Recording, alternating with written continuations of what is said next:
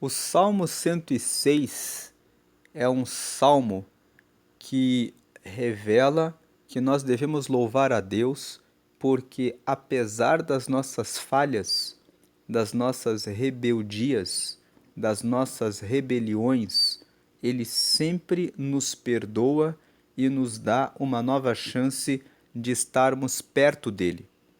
Quem escreveu o Salmo 106 mostra isso. Vamos ler o Salmo. Louvai ao Senhor, porque Ele é bom, porque a sua benignidade é para sempre. Então o Salmo 106, ele destaca um atributo de Deus, a bondade. Os atributos de Deus são a eternidade, a onipotência, ele tem todo o poder, a onipresença, ele está presente em todos os lugares, a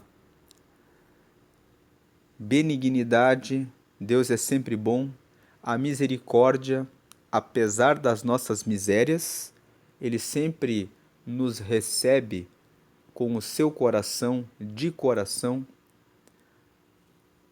a imensidão, Deus é imenso, ele é maior do que o universo, ele criou todas as coisas.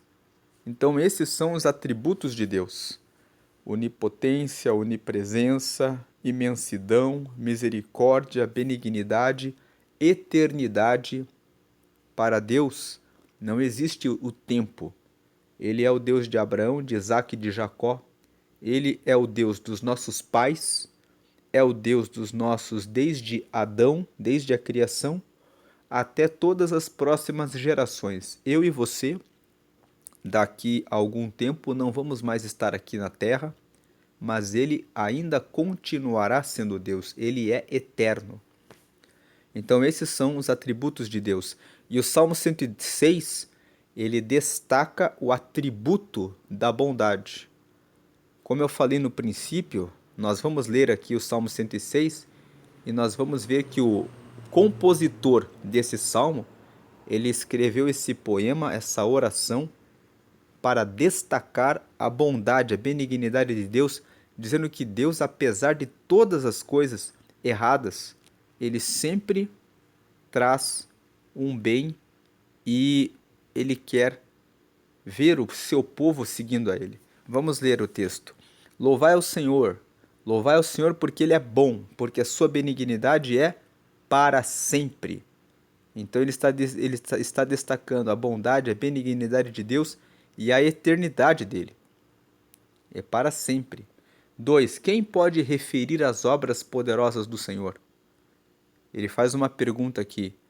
Quando ele pergunta quem pode referir as obras poderosas do Senhor, é como se ele estivesse dizendo assim: se você pegasse um papel e uma caneta e começasse a citar todas as obras que Deus já fez, você conseguiria referir todas as obras do Senhor? E ele está o tempo todo fazendo obras poderosas.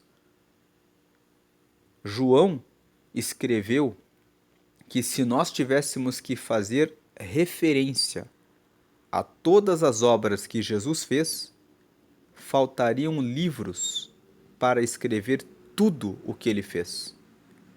Então nós vemos que quem pode referir as obras poderosas do Senhor?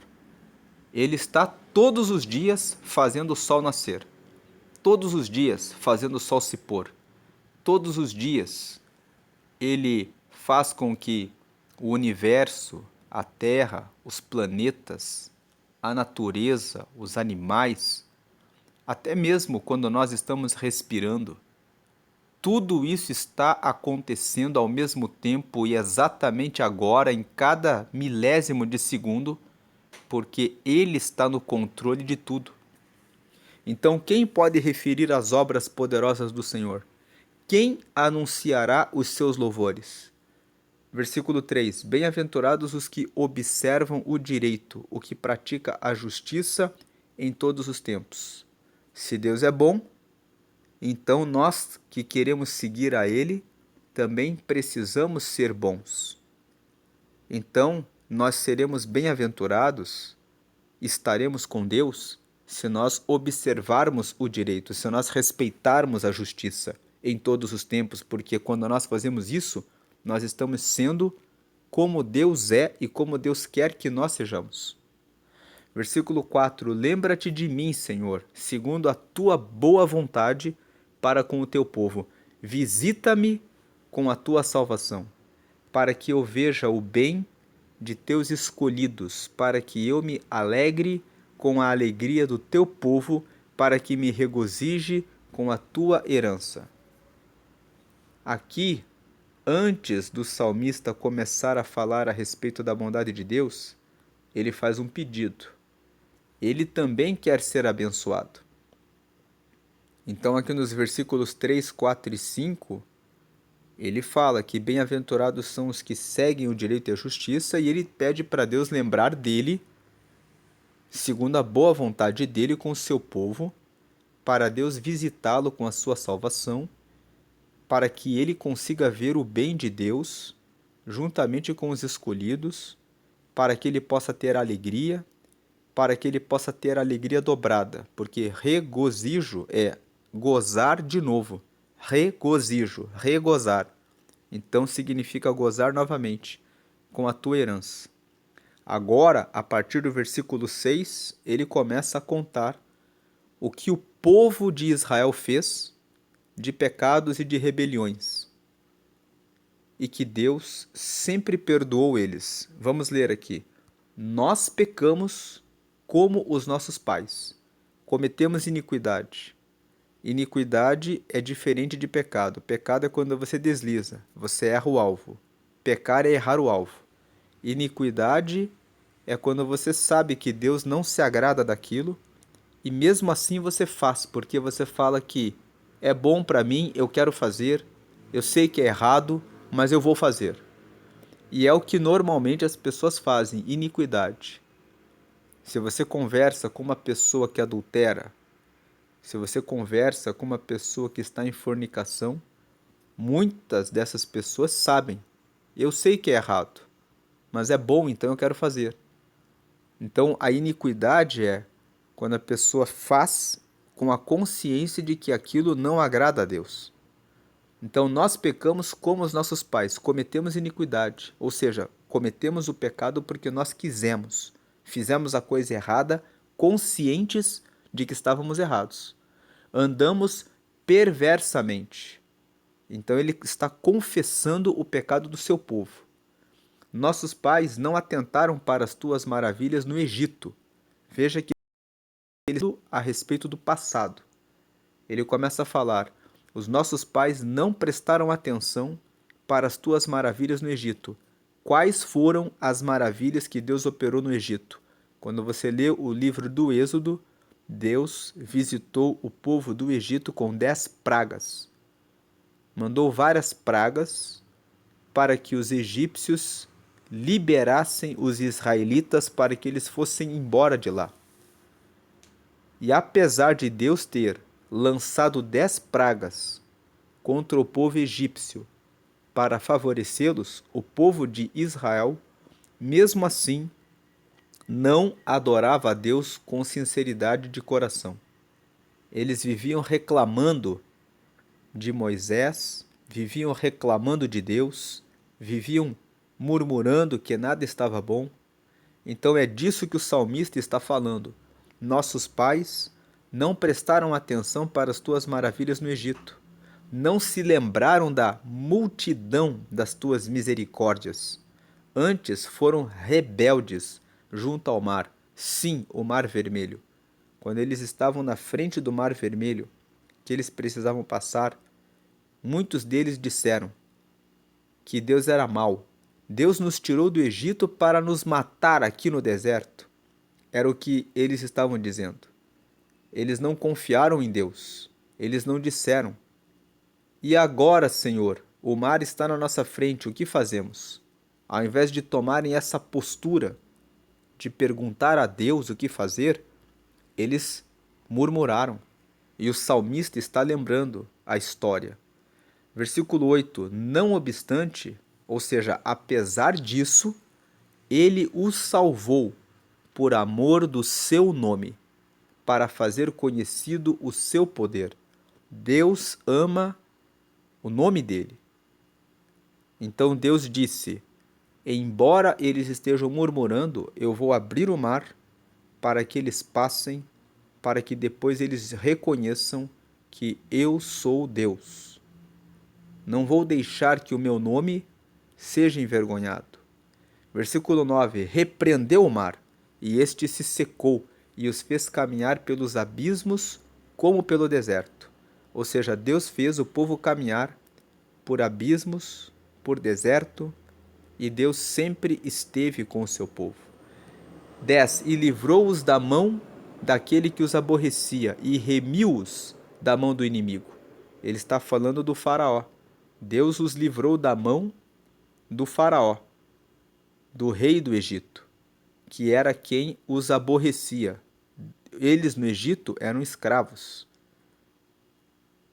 Então, Deus os livrou daquele que os aborrecia e remiu-os da mão do inimigo. 11. As águas cobriram seus adversários, nenhum só deles ficou. Quando eles passaram pelo Mar Vermelho, eles passaram e depois que o povo de Israel passou, o povo do Egito veio atrás, perseguindo-os. Mas no momento em que o povo do Egito começou a entrar nas águas, elas se fecharam. E os egípcios morreram ali. Então creram nas suas palavras e cantaram seus louvores. No versículo 12, o salmista está dizendo: quando os israelitas viram isso, daí eles acreditaram e cantaram seus louvores. 13. Cedo, porém, se esqueceram das suas obras. Não esperaram o seu conselho. 14. Mas deixaram-se levar da cobiça no deserto e tentaram a Deus na solidão. Então, no versículo 13 e 14, ele fala: mas mesmo recebendo as bênçãos de Deus, o povo foi ingrato e logo esqueceu do bem que haviam recebido e se deixaram levar pela cobiça no deserto, querendo coisas, porque eles estavam no deserto, numa caminhada em direção à terra prometida, e lá no deserto eles ficavam desejando coisas do passado. Muitas vezes eles reclamavam, dizendo: quando éramos escravos, tínhamos cebolas, pepinos, tínhamos comida, e agora estamos no deserto. Ficavam cobiçando aquilo que tinham vivido e tentaram a Deus. Versículo 15. E ele satisfez-lhes o desejo, mas fez definhar a sua alma. Então Deus atendeu o que eles pediram, mas fez com que a alma deles ficasse longe de Deus. Eles ficaram com a sua alma longe de Deus. 16. E tiveram inveja de Moisés no acampamento e de Arão, o santo do Senhor. Versículo 17. Abriu-se a terra e engoliu Abirão, e lavrou um fogo na sua gente, e a chama abrasou os ímpios. Esse texto aqui nos fala do texto no momento em que Datã e Abirão se levantaram contra Moisés. Eles não aceitavam que Moisés era o líder escolhido por Deus, juntamente com Arão, para guiar o povo no deserto em direção à terra prometida. E aqui o salmista está lembrando que eles, o povo, cometia vários pecados. Eles se levantavam contra Deus para passar na frente do Mar Vermelho. Quando Deus abriu o Mar Vermelho, eles se esqueceram logo de Deus e começaram a reclamar. Quando Moisés estava na liderança do povo, juntamente com Arão, porque Deus preparou eles para guiarem o povo, teve pessoas como Datã e Abirão que se levantaram contra eles. E Deus teve que colocar um fogo e os queimou. Depois, teve um outro momento em que eles fizeram um bezerro de ouro em Horebe e adoraram a imagem fundida. 20. E converteram a sua glória na figura de um boi que come erva. Converteram a glória de Deus no bezerro. Esqueceram-se de Deus, seu Salvador, que fizera grandes coisas no Egito. 22. Maravilhas na terra de Cã, coisas tremendas no Mar Vermelho. 23. Pelo que disse que os teria destruído, se Moisés, seu escolhido, se não pusera perante ele naquele transe para desviar a sua indignação, a fim de os não destruir. Versículo 24. Também desprezaram a terra aprazível, não creram na sua palavra. 25. Antes murmuraram em suas tendas e não deram ouvidos à voz do Senhor. 26. Pelo que levantou a mão contra eles, afirmando que os faria cair no deserto. 27. Que humilharia também a sua descendência entre as nações e os espalharia pelas terras. 28. Também se juntaram com Baal Peor. Ou seja, agora eles começaram a adorar ao deus Baal e comeram os sacrifícios dos mortos. 29. Assim o provocaram a ira com suas ações, e a peste rebentou entre eles. Versículo 30. Então se levantou Finéias, que executou o juízo e cessou aquela peste. E isto lhe foi imputado por justiça. Versículo 31. De geração em geração para sempre. 32. Indignaram-no também junto às águas da contenda, de sorte que sucedeu mal a Moisés por causa deles. Aqui ele está falando do episódio das águas de Meribá. Quando eles chegaram em Meribá, começaram a reclamar dizendo que não tinha água. E Deus disse para Moisés assim: pegue o seu vá na frente da rocha e fale para a rocha que dê água. Moisés ficou tão nervoso pela reclamação do povo que Moisés foi na pedra, pegou o cajado que tinha a sua vara e bateu na rocha e disse: por acaso Deus pode fazer sair água dessa rocha? Que saia água dessa rocha. E bateu contra a rocha. E por causa desse ato de Moisés, Deus disse: você não me honrou, porque eu disse para você falar para a rocha e você bateu na rocha. Então você não vai entrar na terra prometida. Isso está em Deuteronômio, lá no capítulo 34, no final. Moisés estava chegando na terra prometida e ele queria entrar. E Deus disse para ele: você não vai entrar por causa disso que você fez. Lá naquele momento de falar para a água dar a rocha, para que a rocha desse água. Então, aqui ele está falando, sucedeu mal a Moisés por causa deles, porque irritaram o seu espírito, de modo que falou imprudentemente com seus lábios. Versículo 34. Não destruíram os povos como o Senhor lhes dissera. Antes se misturaram com as nações e aprenderam as suas obras. Deus disse para o povo de Israel: quando vocês entrarem na terra prometida, vocês devem destruir todos os outros povos, para que vocês não se misturem com eles, para que vocês não comecem a adorar outros deuses, para que os seus filhos não se envolvam com as mulheres deles e assim comecem a ser corrompidos. E eles deixaram que os povos ficassem ali. Se misturaram com as nações, como diz o verso 35, e aprenderam os seus costumes. 36. E serviram os seus ídolos, que vieram a ser-lhes um laço. 37. Demais disto, ou seja, além disto, sacrificaram os seus filhos e suas filhas aos demônios. A Bíblia conta no livro de Jeremias que chegou um tempo em que o povo começava a sacrificar os próprios filhos para outros deuses.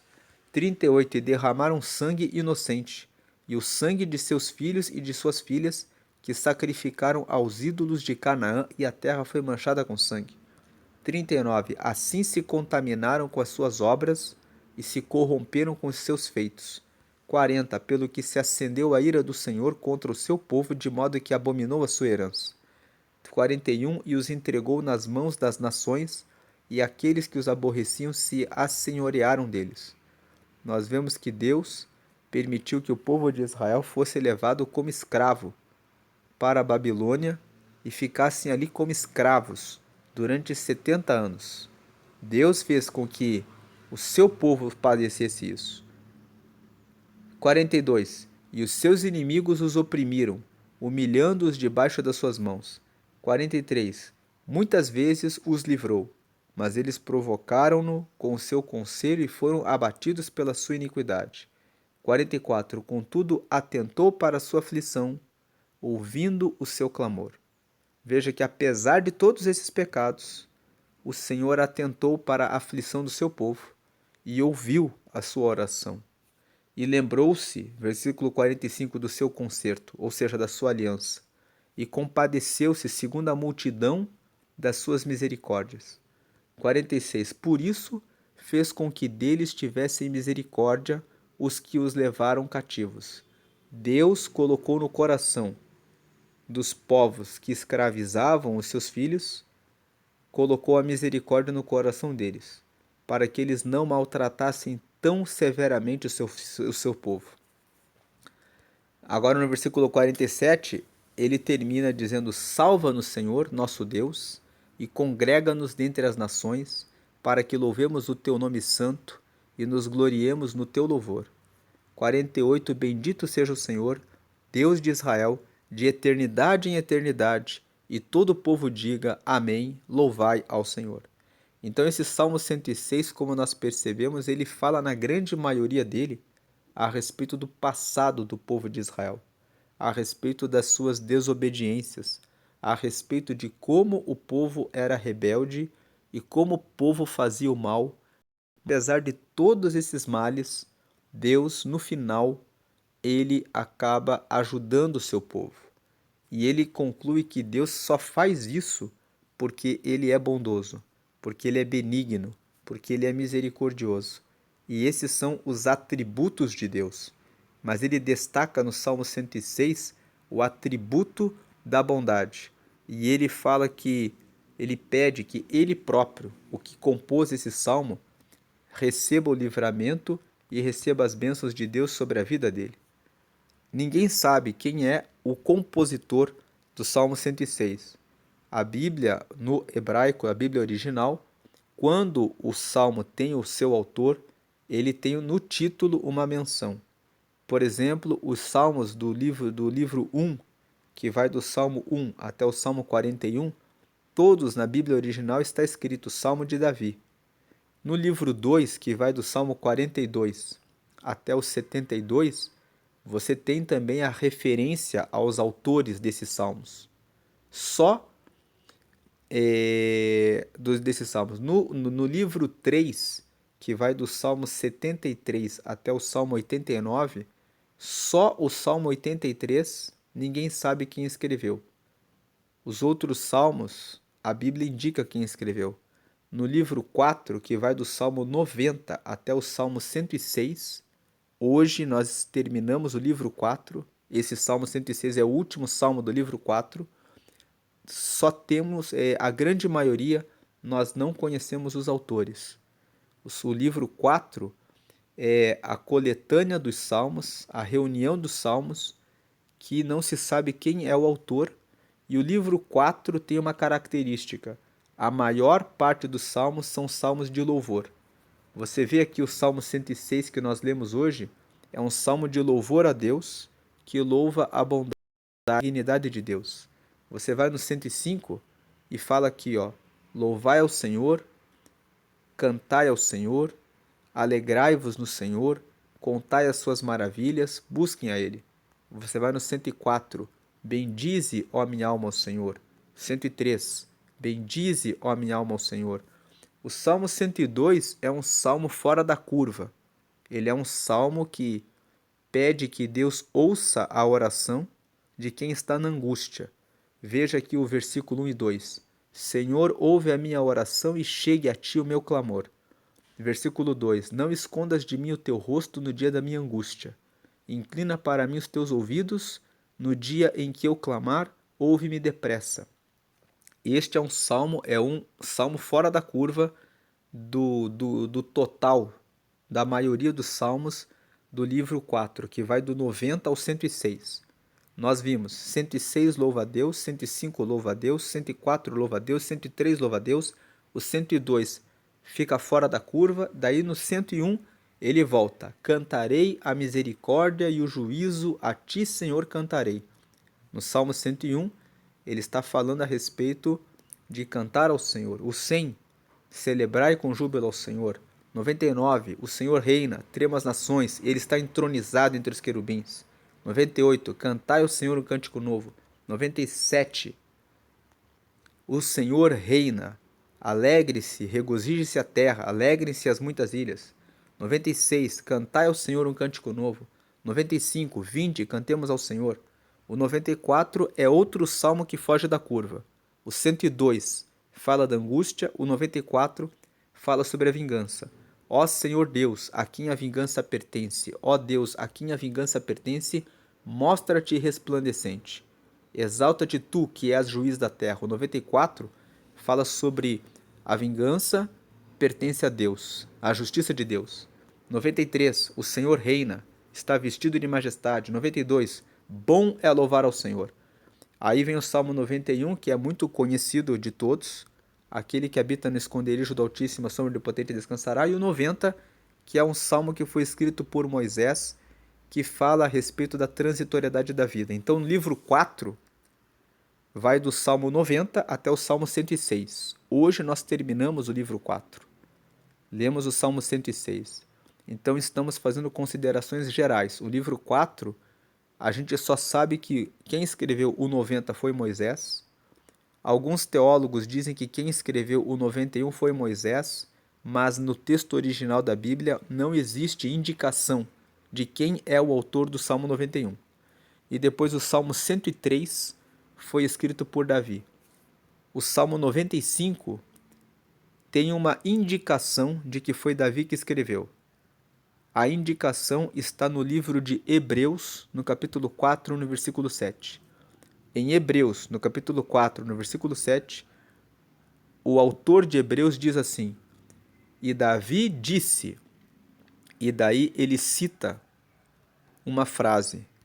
Ele cita essa frase aqui, o versículo 7 e 8. Se hoje ouvirdes a sua voz, não endureçais o coração como em Meribá e como no dia da tentação no deserto. Então, o autor de Hebreus, no capítulo 4, no versículo 7, ele fala assim: e Davi disse, se hoje ouvirdes a sua voz, não endureçais o vosso coração.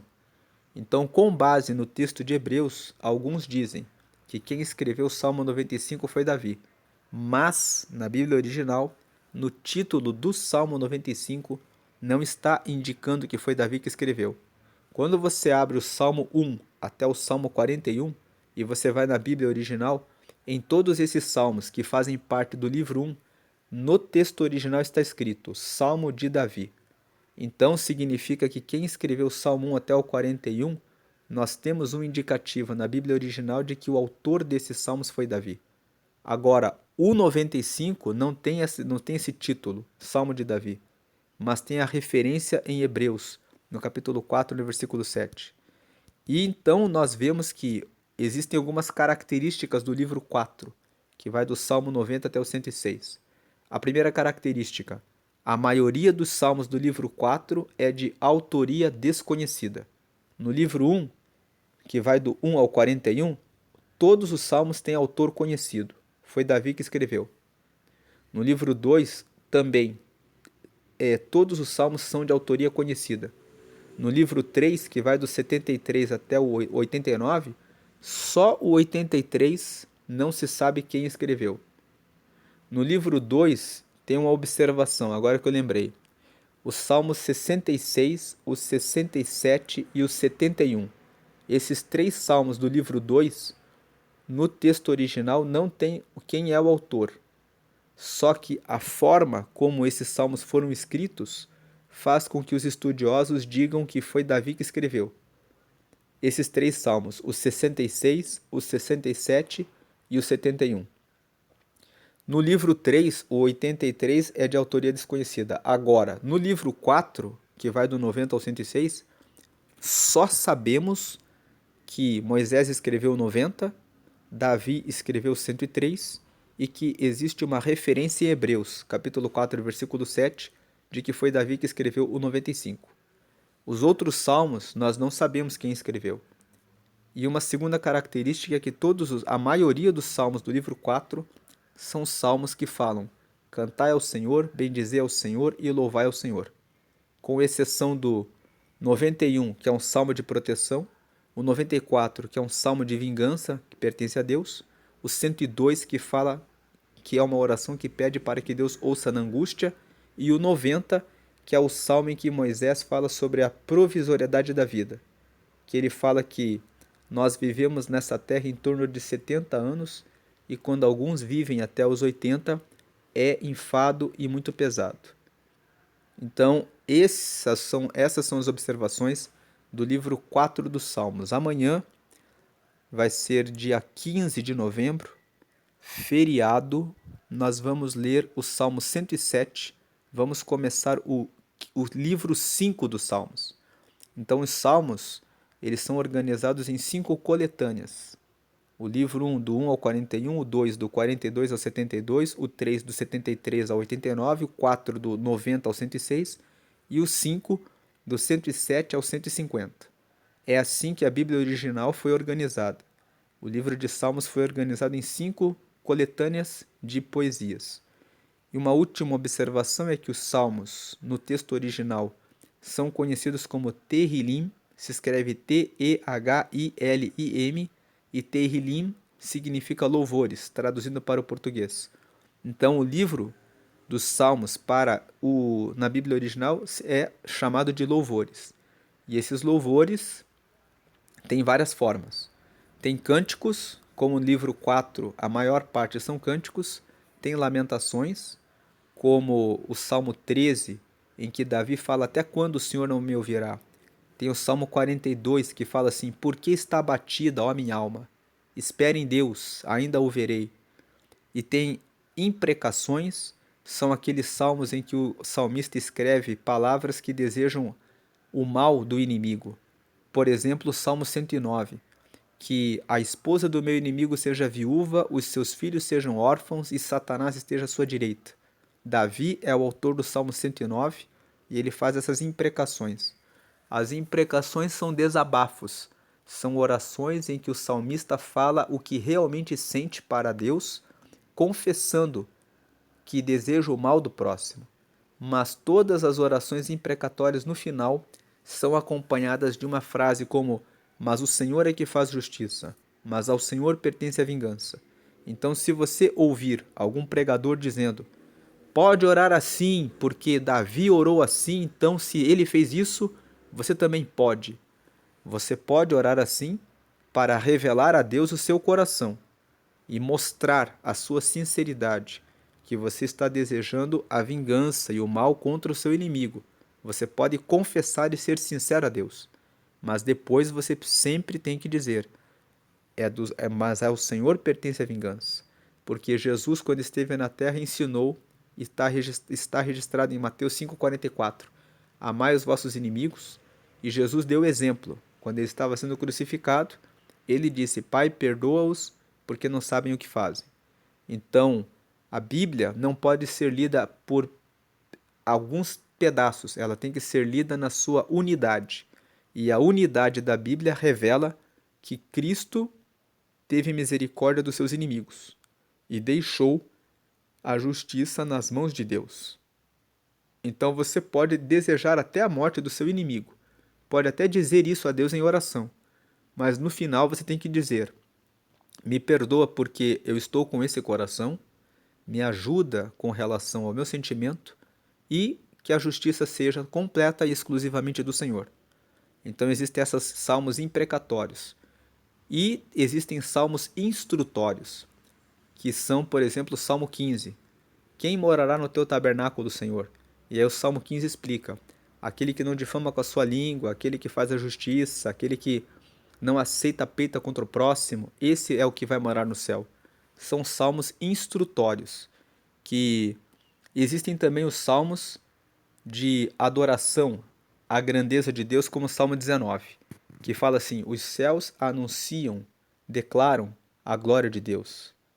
Um dia diz a outro dia, e uma noite declara para outra noite a glória do Senhor.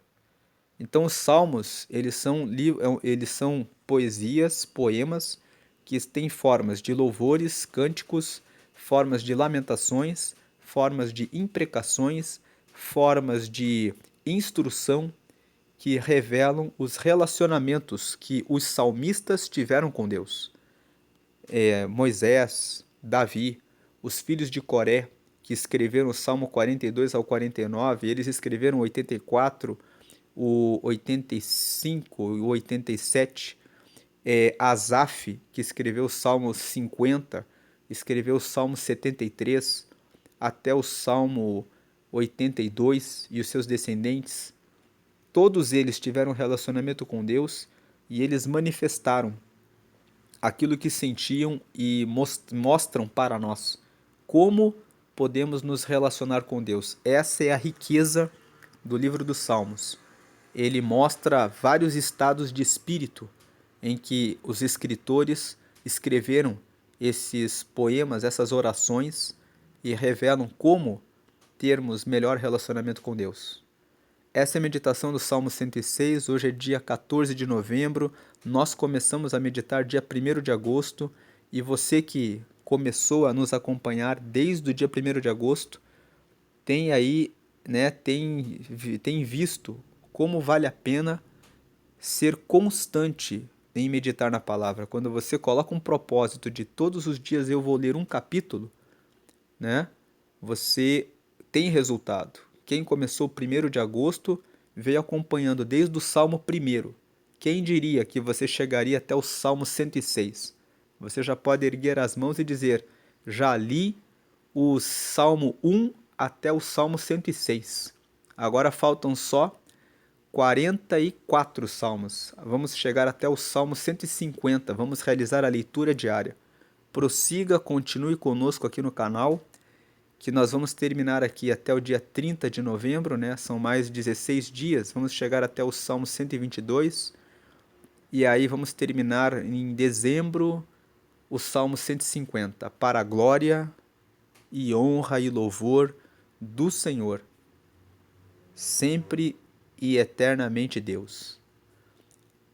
Como hoje é dia 14 de novembro, nós sempre incentivamos a leitura de provérbios todos os meses.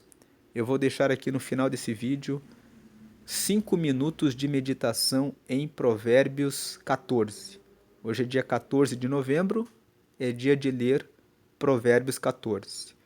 Se você lê e medita em Provérbios todos os meses, Provérbios tem 31 capítulos, você consegue ler Provérbios todos os meses.